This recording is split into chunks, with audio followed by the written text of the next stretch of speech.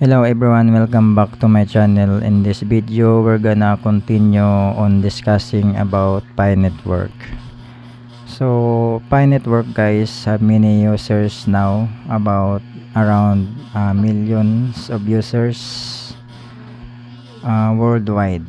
So it is a very convenient app guys. It is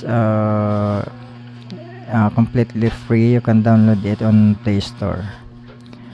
So if you want to register guys, I put the link on the description box below, and enter my referral code guys when you're registering on the app. So that's my referral code guys. Enter it on your when you register, so that you can get 1 Pi and additional mining when you're mining guys. So on the next video guys, I'm gonna show you on how to use these apps, and that's it guys.